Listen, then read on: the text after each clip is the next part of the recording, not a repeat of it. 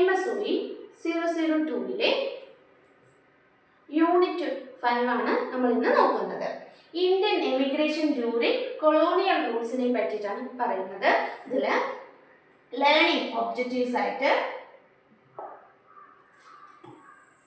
Historical context of എമിഗ്രേഷനെ കുറിച്ച് പറയുന്ന സമയത്ത് ഇന്ത്യയിൽ നിന്ന് വിദേശത്തേക്ക് വിദേശ രാജ്യങ്ങളിലേക്ക് കുടിയേറാൻ വേണ്ടിയിട്ട് കുടിയേറി പാർക്കുന്ന കൊളോണിയൽ പീരീഡ് അല്ലെങ്കിൽ ആരംഭിക്കാൻ 19ാം നൂറ്റാണ്ട് മുതൽ തന്നെ ഉണ്ടായിരുന്നു എന്ന് പറയുന്നു. അപ്പോൾ ബ്രിട്ടീഷ് ഭരണകാലത്താണ് ഇതിൽ തൊഴിൽ ആവശ്യങ്ങൾക്കായിട്ട് അല്ലെങ്കിൽ പല കാരണങ്ങൾ കൊണ്ട് ഇന്ത്യയിലെ ആൾക്കാരെ വിദേശത്തേക്ക് കൊണ്ടുപോകുന്ന ഒരു സിസ്റ്റം ഉണ്ടായിരുന്നു എന്ന് പറയുന്നു. അതുപോലെ ദാരിദ്ര്യം, അതുപോലെ തൊഴിലില്ലായ്മ, സാമൂഹ്യ അസമത്വം എന്നിവ കാരണം കുടിയേറ്റത്തിനുള്ള ഏറ്റവും വലിയൊരു കാരണമായിട്ടാണ് കണക്കാക്കുന്നത്. അപ്പോൾ ദാരിദ്ര്യം അനുഭവിക്കുന്നവരാണെങ്കിലും തൊഴിലില്ലാത്തവരാണെങ്കിലും എല്ലാവരും എന്താണ് മറ്റു രാജ്യങ്ങളിലേക്ക് കുടിയേറാനുണ്ടായ ഒരു സാഹചര്യം ഉണ്ടായി എന്ന് പറയുന്നു. അതുപോലെ ഇൻഡസ്ട്രിയൽ ലേബർ ഇൻ കൊളോണിയൽ എക്കണോമിയെ കുറിച്ച് ഇവിടെ പറയുന്ന സമയത്ത് കൂടുതലായിട്ട് കോളനി വ്യവസ്ഥ അല്ലെങ്കിൽ കൊളോണിയൽ വ്യവസ്ഥ എന്ന് പറയുന്നത് കരാർ അടിസ്ഥാനത്തിലായിരുന്നു എന്ന് പറയുന്നു. ഇന്ത്യൻ ലേബേഴ്സിനെയൊക്കെ കരാർ അടിസ്ഥാനത്തിൽ തൊഴിൽ സംവിധാനത്തിനായി തൊഴിൽ മേഖലകളിലേക്ക് കൊണ്ടുപോവുകയാണ് ചെയ്യുന്നത്. അതിൽ കൂടുതലായിട്ടും ഇന്ത്യക്കാരെ കരീബിയൻ ദ്വീപുകൾക്കും ഫിജി, മലേഷ്യ, ആഫ്രിക്ക തുടങ്ങിയ സ്ഥലങ്ങളിലേക്കാണ് ഇന്ത്യൻ രാജ്യത്തിലെ ആൾക്കാരെ മറ്റ് രാജ്യങ്ങളിലേക്ക് പറഞ്ഞയച്ചു വിട്ടത് അല്ലെങ്കിൽ ജോലിക്കായി അവരെ കരാർ അടിസ്ഥാനത്തിൽ കൊണ്ടുപോയത്. അവിടെ എന്ത് ജോലിയായിരിക്കും എന്ന് പറഞ്ഞാൽ അവരുടെ കൃഷിയിലെ തോട്ടങ്ങൾ, പഞ്ചസാര തോട്ടങ്ങൾ അല്ലെങ്കിൽ റബ്ബർ, ചായ തോട്ടങ്ങളിലൊക്കെ കൂടുതലായിട്ട് തൊഴിലാളികളെ ആവശ്യമുണ്ടായിരുന്നു. അതിനാൽ ഇന്ത്യക്കാരെ ഇവിടെ നിന്ന് അവരുടെ രാജ്യങ്ങളിലേക്ക് കരാർ അടിസ്ഥാനത്തിൽ കൊണ്ടുപോവുകയാണ് ചെയ്യുന്നത്. ഇത് പലപ്പോഴും അടിമത്തത്തിനും അതുപോലെ അടിമത്തത്തിന് വളരെയേറെ അവർക്ക് അടിമത്വം രീതിയിൽ അവരുടെ ജീവിത രീതി മാറേണ്ട ഒരു അവസ്ഥ വരെ ഉണ്ടായിരുന്നു എന്ന് പറയുന്നു. അതുപോലെയാണ് കൂടുതലായിട്ടും ഇന്ന് ചൂഷണവും അതുപോലെ തന്നെ അതിന്റെ ഫലങ്ങളും എന്തൊക്കെയായിരിക്കും? കൂടുതലായിട്ട് എക്സ്പ്ലോയിറ്റേഷൻ ആൻഡ് കോൺസ്റ്റിറ്റ്യൂഷനെ കുറിച്ച് അല്ലെങ്കിൽ കൺസ്റ്റിറ്റ്യൂഷനെ കുറിച്ച് ഇവിടെ പറയുന്ന സമയത്ത് ഇവിടെ കൂടുതലായിട്ട് ചൂഷണത്തിന് ഓരോ തൊഴിലാളികളും കുറഞ്ഞ വേതനത്തിനാണെങ്കിലും മോശം ജീവിത സാഹചര്യങ്ങളിലൊക്കെ നേരിടേണ്ടി വരികയാണ് ഉണ്ടായത്. ശാരീരികമായിട്ടും മാനസികമായിട്ടും പീഡനങ്ങൾ അവർ അനുഭവിക്കുന്ന രീതിയും കണ്ടിരുന്നു അല്ലെങ്കിൽ അനുഭവിച്ചിരുന്നു എന്ന് പറയുന്നു. കുടുംബ ബന്ധങ്ങളാണെങ്കിലും തകർന്നു, സാമൂഹിക തിരിച്ചറിവൊക്കെ മാറി എന്ന് പറയുന്നു. അവർക്ക് അവരുടെ അല്ലെങ്കിൽ കഠിനമായിട്ടുള്ള ജോലി കാരണം പലതരത്തിൽ അവർക്ക് പ്രയാസങ്ങൾ അനുഭവിക്കുകയാണ് ചെയ്തത്. എന്നാൽ പിന്നീട് ഇവർ പുതിയ രാജ്യങ്ങളിലേക്ക് സ്ഥിരത നേടിയ സമൂഹങ്ങളിലേക്ക് മാറാൻ ഒരു കാരണമായി മാറുകയും ചെയ്യുന്നു. അതുപോലെ ഡയസ്പോറ ഐഡന്റിറ്റി ഫോർമേഷനെ കുറിച്ച് പറയുന്ന സമയത്ത് ഡയസ്പോറ എപ്പോഴും വിദേശത്തേക്ക് താമസിക്കാൻ ഇന്ത്യൻ സമൂഹങ്ങളെ അവരുടെ സ്വന്തം അല്ലെങ്കിൽ പുതു സംസ്കാരവുമായി ചേർത്ത് പുതിയ തിരിച്ചറിവ് ഉണ്ടാക്കിയെടുക്കാൻ വേണ്ടി തയ്യാറാവുകയും ചെയ്യുന്നു എന്ന് പറയുന്നു. അതുപോലെ മതമാണെങ്കിലും ഭാഷയാണെങ്കിലും ആചാരം എന്നിവയൊക്കെ നിലനിർത്താൻ വേണ്ടി അവർ ശ്രമിക്കുകയും ചെയ്യുന്നു. ഡയസ്പോറ സമൂഹങ്ങൾ ആഗോളതലത്തിൽ സാമ്പത്തികമായും സാംസ്കാരികമായും സംഭാവനകൾ നൽകിയിരിക്കുന്നു എന്ന് പറയുന്നു.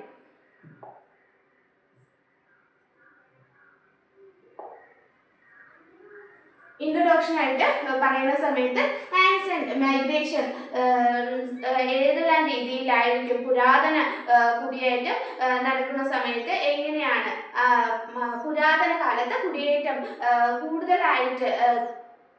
കൂടുതലായിട്ട് വ്യാപകമായി അതായത് അപര്യാപ്തമായിട്ടുള്ള രീതിയിൽ വികസിക്കുകയും അല്ലെങ്കിൽ നല്ല രീതിയിൽ മാറ്റങ്ങൾ വരികയും ചെയ്തു എന്ന് പറയുന്നു. പ്രധാനമായിട്ടും കൂടുതലായിട്ടും പണ്ഡിതരും വ്യാപാരികളൊക്കെ ആയിരുന്നു കുടിയേറാനായിട്ട് സാഹചര്യങ്ങളെല്ലാം ഒരുക്കിയത് അവരായിരുന്നു എന്ന് പറയുന്നു. അതുപോലെ ഇന്ത്യയിൽ നിന്ന് ദക്ഷിണേഷ്യ, ആഫ്രിക്ക തുടങ്ങിയ രാജ്യങ്ങളിലേക്ക് ഇവർ കൂടുതലായിട്ട് കുടിയേറി പാർക്കാൻ തുടങ്ങി എന്ന് പറയുന്നു.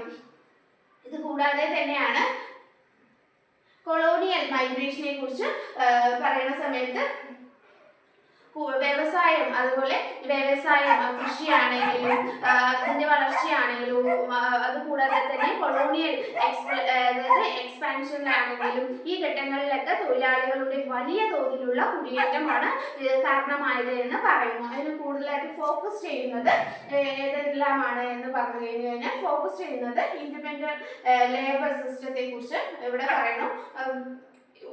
ഫോക്കസ് ചെയ്യുന്നത് പ്രധാനമായിട്ടും കേന്ദ്രീകരിക്കുന്നത് ഈ പഠനത്തിന്റെ ഏറ്റവും പ്രധാന വിഷയം എന്ന് പറയുന്നത് തന്നെ കരാർ തൊഴിലാളികളെ അതായത് കൂടുതലായിട്ട് മുന്നോട്ട് കൊണ്ടുവരിക അല്ലെങ്കിൽ കരാർ സിസ്റ്റം രൂപപ്പെടുകയാണ് ചെയ്തത് എന്ന് പറയുന്നു. വിദേശ കോളോണികളിലേക്ക് തൊഴിലാളികളെയും അല്ലെങ്കിൽ കരാർ രീതിയിൽ അതായത് കരാർ വ്യവസ്ഥയിൽ വിദേശത്തേക്ക് ഇന്ത്യൻ തൊഴിലാളികളെ മാറ്റി സ്ഥാപിക്കുക അല്ലെങ്കിൽ അവിടേക്ക് കൊണ്ടുപോവുകയാണ് ചെയ്യുന്നത് എന്ന് പറയുന്നു.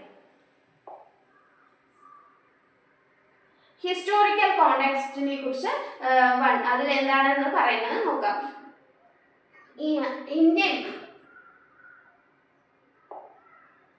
ഇന്ത്യൻ പൊളിറ്റിക്കൽ രീതിയെ കുറിച്ച് അല്ലെങ്കിൽ എക്കണോമിക് സ്ട്രാറ്റജിയെ കുറിച്ച് പറയുന്ന സമയത്ത് ഇന്ത്യൻ രാഷ്ട്രീയമായിട്ടും വിഭജിക്കപ്പെടുകയാണ് ചെയ്യുന്നത്. രാഷ്ട്രീയമായിട്ട് അതായത് പൊളിറ്റിക്കൽ രീതിയിൽ എന്താണ് തരംതിരിക്കപ്പെടുകയും ചെയ്യുന്നു. ചെറിയ രാജ്യങ്ങൾ നിലനിൽക്കുന്നതിനാൽ ഏകീകൃത ഭരണകൂടം ഇല്ലായിരുന്നു എന്ന് അതായത് ഏകീകൃതമായിട്ടുള്ള ഭരണകൂടം ഇല്ല എന്ന് പറയുന്നു. ഇതിലൂടെ എന്താണ് സാമ്പത്തിക വളർച്ച മന്ദഗതിയിലാവുകയാണ് ചെയ്യുന്നത്. അപ്പോൾ ഇതിന്റെ ഡെവലപ്മെന്റുകളൊക്കെ എന്താണ് ഏറ്റവും താഴ്ന്ന രീതിയിൽ വരികയാണ്. അതായത് ചെറിയ രാജ്യങ്ങളായ ഓരോ രാജ്യങ്ങളും വ്യത്യാസമുണ്ട്. അപ്പോൾ ചില രാജ്യങ്ങളിലൊക്കെ ചെറിയ രാജ്യങ്ങളാവുന്ന സമയത്ത് അവർക്ക് എന്താണ് അവരുടെ വികസനം വളരെയേറെ മോശപ്പെട്ട രീതിയിലായിരുന്നു എന്ന് പറയുന്നു. അതുപോലെയാണ് എൻഡ് ഓഫ് യൂറോപ്പ് ഏതെല്ലാം രീതിയിലായിരിക്കും അല്ലെങ്കിൽ യൂറോപ്പിന്റെ വരവ് വിഭവങ്ങൾക്ക് മത്സരം എങ്ങനെയൊക്കെയാണ് സൃഷ്ടിക്കുന്നത്, അതായത് ഒരു മത്സരം തന്നെ ഉണ്ടാവുന്നു. അപ്പോൾ പല രാജ്യങ്ങൾക്കും അതിൻ്റെതായ പ്രത്യേകത ഉണ്ടാവും. അപ്പോൾ യൂറോപ്യൻ രാജ്യങ്ങളിൽ എന്താണ് യൂറോപ്പിൽ നടന്ന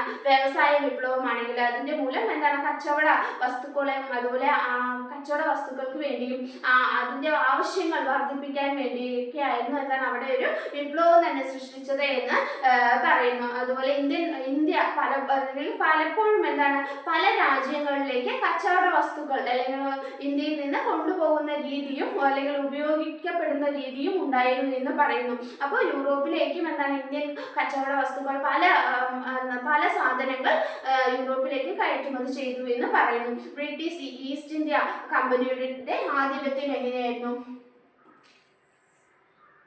ഇവിടെ ബ്രിട്ടീഷ് ഈസ്റ്റ് ഇന്ത്യ കമ്പനി കൂടുതലായിട്ടും അതായത് ബ്രിട്ടീഷ് ഈസ്റ്റ് ഇന്ത്യ കമ്പനി ഇന്ത്യയിലെ ക്രമേണ ആധിപത്യം നേടിയെന്നും അതായത് കാലങ്ങൾ കഴിയുന്തോറും എന്താണ് കൂടുതലായിട്ട് ബ്രിട്ടീഷ് ഈസ്റ്റ് ഇന്ത്യ കമ്പനി ഇന്ത്യയിൽ ആധിപത്യം തന്നെ നേടിയിരിക്കുകയും വ്യാപാരത്തിൽ നിന്ന് അതായത് അവർ വ്യാപാരത്തിനായിട്ട് ഇന്ത്യയിലേക്ക് വരികയും പിന്നീട് എന്താണ് അതൊരു ഭരണമായിട്ട് അല്ലെങ്കിൽ അവരുടെ ആധിപത്യം തന്നെ ഇവിടെ സ്ഥാപിക്കാനായിട്ട് രാജ്യത്തെ നിയന്ത്രിക്കുന്ന ഒരു അതായത് നമ്മുടെ ഇന്ത്യൻ രാജ്യത്തെ തന്നെ ബ്രിട്ടീഷുകാർ അവരുടെ ആധിപത്യം സ്ഥാപിക്കാൻ വേണ്ടി തയ്യാറാവുകയും ചെയ്തു എന്ന് പറയുന്നു.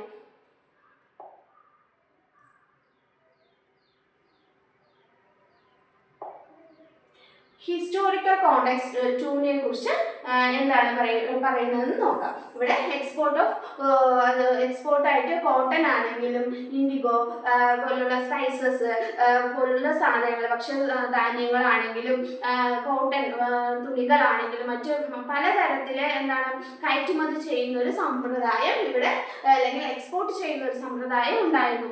ഇതിന്റെ ഫലമായിട്ട് ഇവിടെ കൂടുതലായിട്ട് സാധനങ്ങൾ ഇന്ത്യയിൽ നിന്ന് കയറ്റുമതി ചെയ്യുന്ന സമയത്ത് ഇവിടുത്തെ ജനങ്ങൾക്ക് ആവശ്യത്തിനനുസരിച്ചുള്ള വസ്ത്രമാണെങ്കിലും അതുപോലെ ഭക്ഷണ സാധനങ്ങളാണെങ്കിലും ഗ്രാമീണർ അതായത് കൂടുതലായിട്ട് ഗ്രാമപ്രദേശത്തിലുള്ളവർക്ക് ദാരിദ്ര്യം അനുഭവിക്കേണ്ട വേള വരെ അല്ലെങ്കിൽ ദാരിദ്ര്യം അനുഭവിക്കുന്ന ഒരവസ്ഥ വരെ ഉണ്ടായിട്ടുണ്ട് എന്ന് പറയുന്നു. അതുപോലെയാണ് പെർമനന്റ് സെറ്റിൽമെന്റ് ഇൻ ബംഗാളില് ബംഗാളിൽ എന്താണ് സ്ഥിരതയാർന്ന അല്ലെങ്കിൽ സ്ഥിരമായിട്ട് ബംഗാളിൽ കുറേ കാര്യങ്ങൾ എന്താണ് നടപ്പിലാക്കപ്പെടുകയും അതുപോലെ ഭൂമിയാണെങ്കിൽ കർഷകരിൽ നിന്ന് സ്ഥിരമായ വാടക അല്ലെങ്കിൽ റെന്റ്, അതായത് ഫിക്സഡ് ആയിട്ടുള്ള റെന്റ് ഈടാക്കുകയും ചെയ്തു എന്ന് പറയുന്നു. കർഷകർക്ക് വലിയ സാമ്പത്തിക ഭാരമായത് ഓരോ കാര്യങ്ങളും, അതായത് ബംഗാൾ പോലുള്ള സ്ഥിരത അല്ലെങ്കിൽ പെർമനന്റ്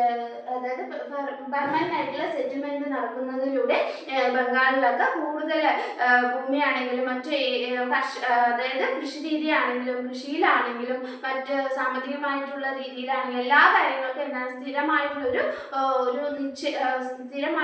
രീതി നിശ്ചയിക്കുകയും അത് കൂടുതലായിട്ട് സ്ഥിരമായിട്ടുള്ള വാടകകൾ, അതായത് ഫിക്സ്ഡ് റെന്റൊക്കെ ഈടാക്കാൻ കർഷകരിൽ നിന്നും തൊഴിലാളികളിൽ നിന്നും അതൊരു ചുമത്തപ്പെടുകയും അല്ലെങ്കിൽ അവരിൽ നിന്ന് ഓരോ കാര്യങ്ങളും വളരെ കൃത്യതയോടുകൂടി നിയന്ത്രണത്തോടുകൂടി നടപ്പിലാക്കപ്പെടുകയും ചെയ്യുന്നു എന്ന് പറയുന്നു.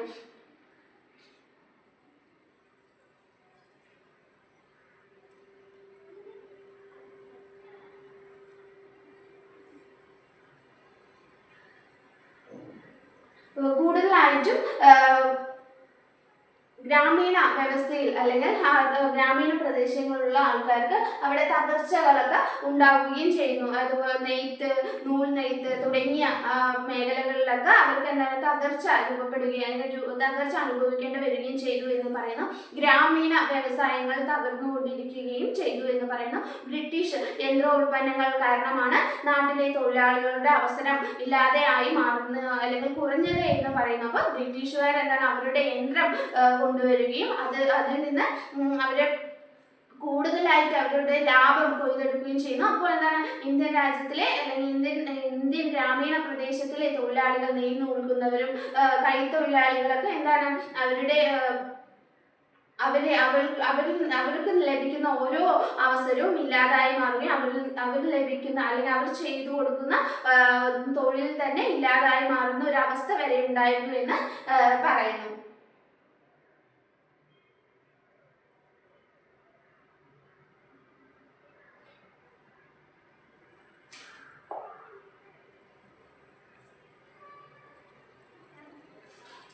ഫെമിനിസ്റ്റ് പോവർട്ടിയെ കുറിച്ച് ഇവിടെ പറയുന്ന സമയത്ത്